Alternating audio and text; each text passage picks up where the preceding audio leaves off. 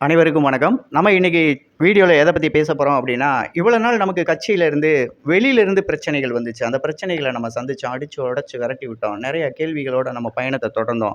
இன்னைக்கு புதுசா முளைச்சிருக்கு ஒரு பிரச்சனை என்ன அப்டின்னா, நம் உள் கட்சிக்குள்ளேயே ஒரு பிரச்சனை. "என்னடா இப்படி பேசுறேன்?" அப்படின்னு நெனச்சிராதீங்க. தவறு என்றால் மன்னியுங்கள். ஆனா, இதுக்குள்ள ஒரு ஆழமான உண்மை ஒளிஞ்சிருக்கு. அத பத்தி ஆழமா யோசிச்சோம் அப்டின்னா, இவங்க தான் இதுக்கு காரணமா அப்படின்றது உங்களுக்கும் தெரிய வரும். எனக்கு தெரிஞ்சிருக்கிறத நான் உங்களுக்கு சொல்றேன். தவறு என்றால் மன்னியுங்கள். வெற்றி தலைவர் விஜய் அவர்களின் இமாலய வளர்ச்சி என்பது அடிமட்ட தொண்டர்களாக 30 வருடம் அவருக்காக உழைச்சு, அந்த திரைத்துறையில் மின்னலாக, நட்சத்திரமாக ஜொலிச்ச நம்ம தலைவரின் உறவுகளாக பயணிச்சவங்க தான் இன்னைக்கு அடிமட்ட தொண்டர்களா இருக்கவங்க. இதுக்கப்புறம் இன்னைக்கு புதுசா ஒரு பிரச்சனை வந்திருக்கு. திருச்சி வேட்பாளர் லாரன்ஸா? அவர் பேர் கூட வரமாட்டேங்குது. ராகவா லாரன்ஸ் அவரா? அப்படின்ற ஒரு கேள்வி இருக்கு. அவர் எப்படி வேட்பாளரா நிறுத்துவாங்க? இது நம்ம ஆழமா சிந்திக்கும்போது, அதில இருக்க உண்மையும் உங்களுக்கு தெரியும்.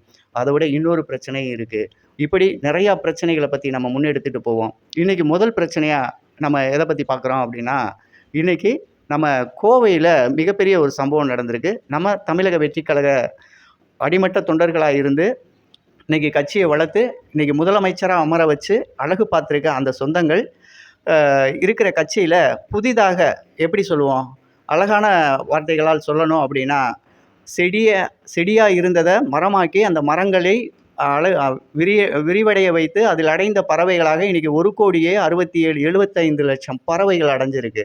அந்த மரம் பழம் தரும், பழம் வரும், அங்க நம்ம பறிச்சு சாப்பிட போறோம் அப்படின்ற நம்பிக்கையில அவர்கள் அங்க அடையல.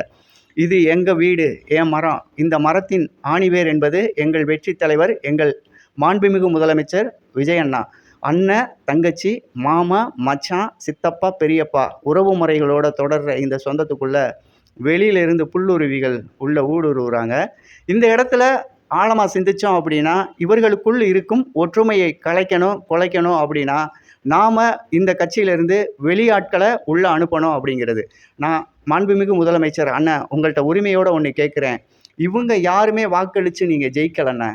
இவங்க யாருமே உங்களுக்கு வாக்களிக்கவும் இல்லண்ணே. இவங்க பூராமே உங்கள கெடுக்கிறதுக்காக வர்றாங்க. ஆழமான அன்பு கொண்ட உங்கள் உறவுக்குள் ஒரு விரிசலை ஏற்படுத்துற தீய சக்தியா இவங்க செயல்பட போறாங்க. இந்த ஒற்றுமை மிக்க நமது கட்சிய உடைக்கிறதுக்கான சிறு விஷத்த கலந்துட்டாங்க. கவனமா நீங்க இருக்கணும் அண்ணா. நாங்க சொல்றது கேட்கிறது உங்களோட அன்பு மட்டும்தான். பணம், காசு அதெல்லாம் வேணாம் அண்ணா. நாங்க தர்றோம்.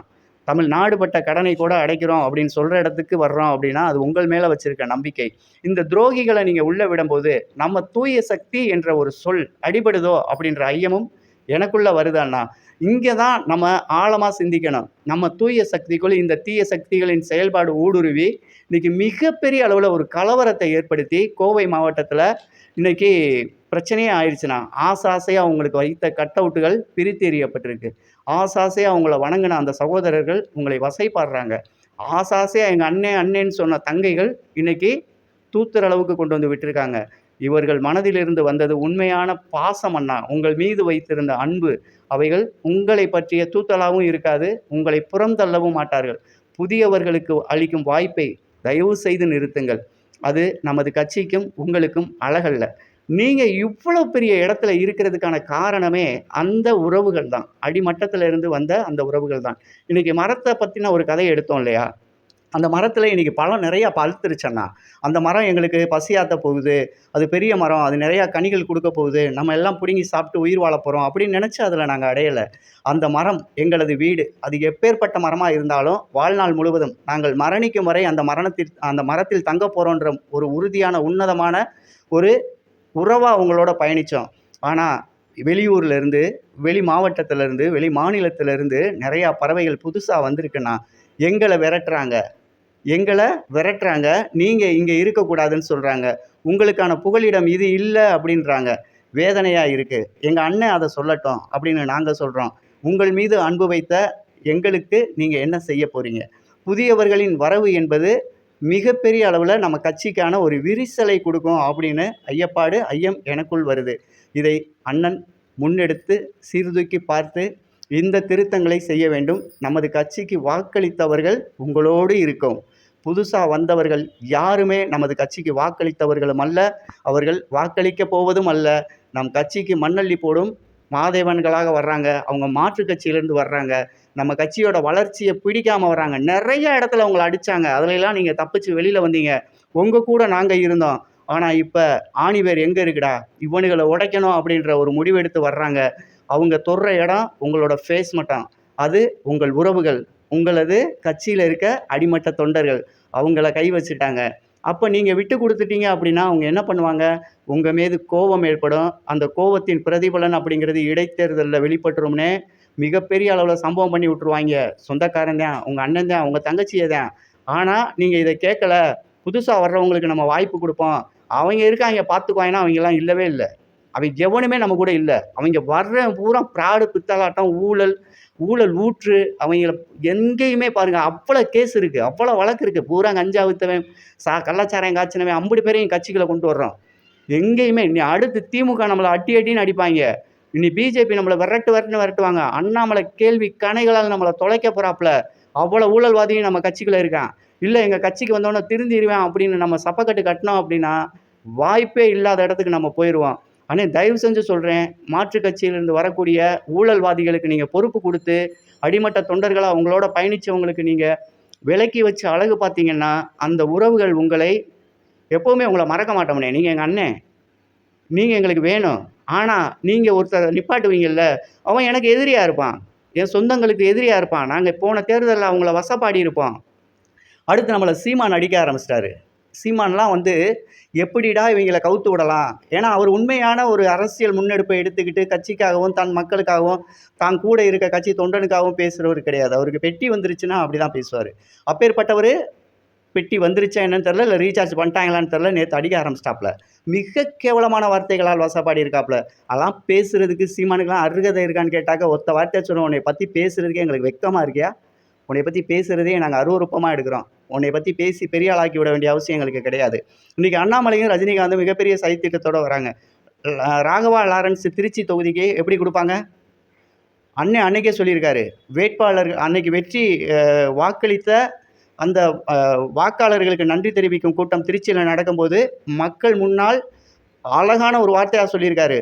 வருகின்ற இடைத்தேர்தல்ல உங்களுக்கான வேட்பாளரா நம்ம நிப்பாட்ட போறது, உங்க ஊர்ல இருந்தவங்க, உங்களோட பயணிச்சவங்க, உங்க வீட்ல இருந்த ஒருத்தர்ன்னு சொல்லியிருக்காரு. வெளி மாவட்டத்துல இருந்தோ, வெளி மாநிலத்தில இருந்தோ வரப்போற ஒருத்தர வேட்பாளரா நிப்பாட்ட போறோம் அப்படின்னு சொல்ல கிடையாது. அப்படி இருக்கும்போது, எப்படி ராகவா லாரன்ஸ் அங்க வருவாரு? அவரு சென்னைய சேர்ந்தவரு. அவருக்கும் இது சம்மந்தமே இல்ல. 2வது இன்னைக்கு பார்த்தீங்கன்னா, நம்ம அண்ணன் அண்ணாமலை அரசியலுக்கு வராரு. அவர எடுத்துட்டு வர அரசியல் என்ன? முழுக்க முழுக்க பிஜேபி. அவர் முழுக்க முழுக்க பிஜேபி. இன்னைக்கு அவர் காமராஜரையும் கையில எடுத்துட்டு வராரு. அதுதான் ஆச்சரியமா இருக்கு. எங்கோ ஒரு இடத்துல உதைக்குதே. மக்களுக்கு பிடிச்ச மாதிரியான ஒரு நாடக அரசியல நம்ம அரங்கேற்றுவோமா அப்படின்னு கையில எடுக்கிறாப்ல. இன்னைக்கு 15,00,000 பேர் உறுப்பினர்களா சேர்ந்திருக்காங்க. அது ஒரு பெரிய மேட்டரே கிடையாது. அண்ணன் நீங்க கட்சி ஆரம்பிச்ச உடனே நாங்க 80,00,000 பேர் உங்களோட சேர்ந்தோம். வித்தின் செகண்ட்ல அது ஆச்சு. அடுத்து 3 மாசம், 6 மாசத்துல நம்ம எங்கேயோ வளர்ந்து போயிட்டோம். இன்னைக்கு 2,00,00,000 பேர் உங்களோட இருக்கோம். வாக்காளர்களா இருக்கோம். இவங்கள உடைக்கிறதுக்காக தான் வெளியில இருந்து வர்றாங்க. இவங்கள மட்டும் நம்பாதீங்க. ஆனா ரொம்ப ரொம்ப முக்கியமானே நீங்க கவனிக்க வேண்டியது, உங்க அண்ணன், தங்கச்சி நீங்க சொன்ன வார்த்தை உண்மை அப்படின்னா, அடிமட்ட தொண்டனா உங்களோட பயணிச்சு, இன்னைக்கு கோவையில நடந்த அந்த சம்பவத்த என்னால சத்தியமா ஜீரணிக்க முடியல. கட்சிக்குள்ள இப்படி எனக்கு ஒரு பதட்டமான ஒரு வார்த்தைகளால தான் பேசிட்டு இருக்கேன். மனசு ஒரு மாரி பயமா இருக்கு. நம்மள எங்கோ ஒரு இடத்துல இழுத்து விட போறாய்ங்க. இவைங்கள நம்பாதீங்கண்ணே. அண்ணே ஆரம்பத்துல நீங்க சினிமாக்காரன அடிச்சாய்ங்க. ஜெயிக்க முடியல. நாங்க உடைச்சு விட்டோம். இவரு என்னையா வந்து கிழிக்க போறாரு? இவரெல்லாம் ஒண்ணும் தெரியாதுய்யா. சும்மா அப்படியே இந்த கவர்ச்சியில வராருய்யா. இல்ல, உண்மையா வராரு. உறவா வராரு. உடைச்சு விட்டோம். தோத்து போயிட்டாங்க. 41 உயிர்கள பலி குடுத்தோம். ஒரு பழிய போட்டாங்க. உடைச்சு விட்டோம். உங்க கூட உறுதியா நின்னோம். நீங்க உண்மையா இருப்பீங்கன்னு நம்புனோம். ஆனா பாருங்க, இதுலெல்லாம் தோத்து தோத்து போயிட்டே இருக்கமேடா அப்படின்னு ஒரு வழக்க போட்டாங்க. நீங்களும் 2 தடவ துணிஞ்சு போய் நின்னு எதிர்வினையாற்றி வெற்றியோட திரும்பி வந்தீங்க. இந்த மக்கள் உங்களுக்கு அது போக பாருங்க, உங்களோட இருக்கிற ஒரு நடிகை, ஒரு நண்பர இணைச்சு பேசி தூத்துனாங்க. மனைவியோட இல்ல, பிள்ளையோட இல்ல, அப்பாவோட இல்ல, அம்மாவோட இவங்கலாம் பார்த்தாங்களா? அப்படின்னு நாங்க கேட்டோம். ஏன்டா நீங்கலாம் பார்த்தீங்களாடா? எங்க அண்ணன் வீட்ல எங்க அண்ணன் குடும்பத்தோட இல்ல, பிள்ளைங்கலாம் அவரோட இல்ல அப்படின்னு உங்கள்ட்ட எதுவும் வந்து சொன்னாரா? அப்படின்னு கேட்டு உடைச்சு விட்டோம். ஆனா இவ்வளவையும் தாண்டி இன்னைக்கு விதைச்சு விட்டுருக்காங்க வினைய. அறுவடை என்பது உங்க உயிரிலும் மேலான உங்க அண்ணன், தங்கச்சி மேல தொல அந்த அம்ப எய்திட்டாய்ங்க. அது தச்சிருச்சு. இன்னைக்கு உங்க பேனர், உங்க போஸ்டர் கிழிச்சு கீழ போடப்பட்டிருக்கு. இது வேதனைய தருது. நெறைய அசம்பாவிதங்கள் எங்களுக்குள்ள ஏற்படுறதுக்கு முன்னால இவைகளுக்கு தீர்வு காணணும். நீங்க இதுக்கான விளக்கம் கண்டிப்பா தரணும். வெற்றி தலைவர் விஜய் அண்ணா, நீங்க எங்களோட இருக்கீங்களா? இன்னைக்கு புதுசா வர்ற அந்த கட்சிக்காரங்களோட இருக்க போறீங்களா? இதுக்கான முடிவு எங்களுக்கு தெரியணும். உங்களோட இருந்த, உங்களுக்கு வாக்களித்த, உங்களுக்கு 109 தொகுதிகள தந்த அந்த உண்மையான உறவுகள் வேணுமா? உங்கள எதிர்த்து பேசி விரட்டி அடிப்போம். சினிமாக்காரன் இவன்லாம் இங்க வரக்கூடாது அப்படின்னு பேசிட்டு, நீங்க ஜெயிச்சதுக்கு அப்புறம் இங்க பழம் இருக்கு. இந்த கனிய நம்ம சாப்பிடணும். இங்க பணம் கிடைக்கும். நமக்கு பவர் கிடைக்கும் அப்படின்னு வர்ற அந்த நயவஞ்சகர்கள நம்பி நீங்க கால் வைக்க போறீங்களா? உங்க கூட இருக்கிற யாரோ ஒருவர் உங்களுக்கு தவறான பாதைய காட்டிட்டு இருக்காங்க. இதே தவற தான் ஐயா ஸ்டாலினும் செஞ்சாரு. கீழ் மட்டத்தில என்ன நடக்குதுன்னு கேட்காம, மேல் மட்டத்தில பக்கத்தில இருந்த அள்ளுக்கைகள நம்பி, அவரு இன்னைக்கு ஆட்சிய கோட்ட விட்டாரு. அவரும் அடிமட்ட தொண்டர்கள் என்ன சொல்றாங்க, என்ன நடக்குது அப்படின்றத கேட்டு தெரிஞ்சிருந்தாருன்னா, அடிச்சு உடைச்சு எப்படியோ விட்டு போயிருப்பாங்க. ஆட்சிய விட்டுருக்க மாட்டாங்க. அதே தவறு தான் உங்களுக்கு நடந்துகிட்டு இருக்கு. உங்களுக்கு யாரோ ஒருத்தன் ஊழக்கதை சொல்லிக்கிட்டு இருக்கான். அவன் சொல்றத நம்பாதீங்க. அவன் கெட்ட பய சார். அவன நம்பிராதீங்க. நம்பிராதீங்க, நம்பிராதீங்க. தமிழக வெற்றிக் கழகம் வளர்க! எங்கள் வெற்றி தலைவர் சி.எம். அண்ணா வாழ்க! நன்றி, வணக்கம். அடுத்த வீடியோல சந்திப்போம்.